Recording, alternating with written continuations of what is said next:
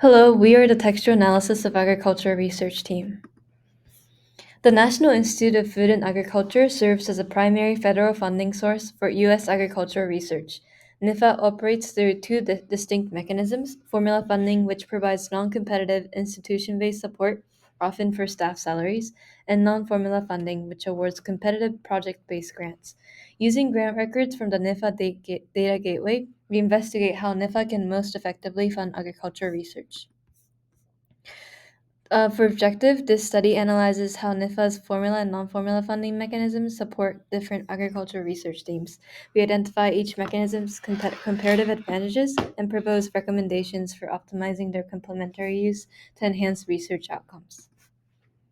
For the dataset, we downloaded the full NIFA gateway, which is around 80,000 projects across 90 columns.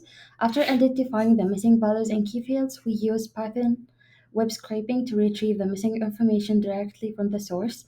For topic modeling, we merged specific columns into one text field that applied standard pre-processing, as you can see in the figure.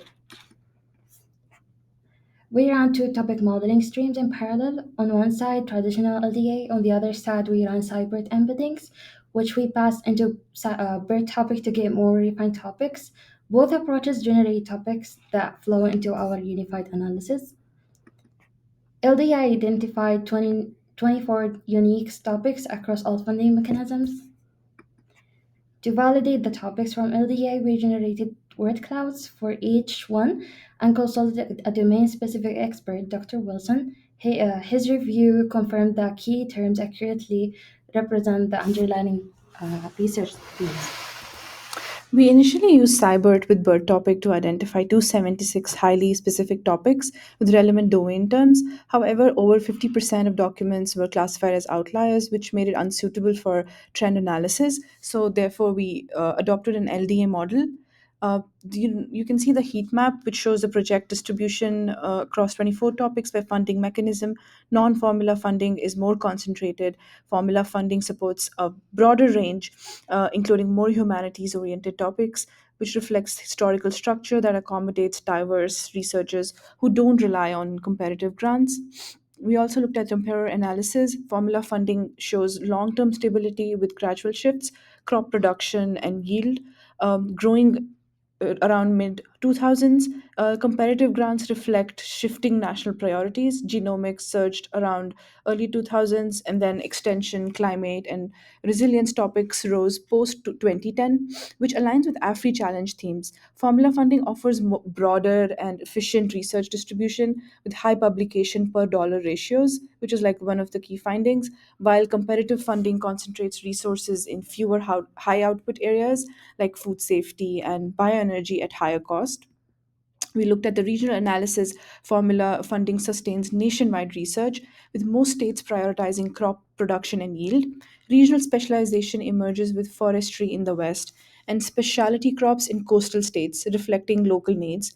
Comparative funding creates strategic targeting like bioenergy in the Midwest and climate in the West, where leadership and urgency converge.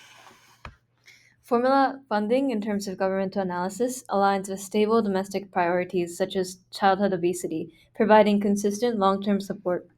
On the other hand, non-formula funding offers greater agility for interdisciplinary and emerging challenges like bioenergy. These differences show how funding structures shape research direction influenced by broader legislation like the 2008 Farm Bill. So, in conclusion, the dual funding system is very complementary and not redundant. Formula funding provides stable, equitable regional support for high return research that may not compete well nationally. Competitive funding, on the other hand, drives innovation in strategic areas like climate resilience, genomics, nutrition, education through larger targeted projects. Together, they balance regional responsiveness with scientific advancement. To maximize impact, we must strengthen both, expanding formula capacity for local problem solving while investing competitively in transformative science. Thank you very much for listening.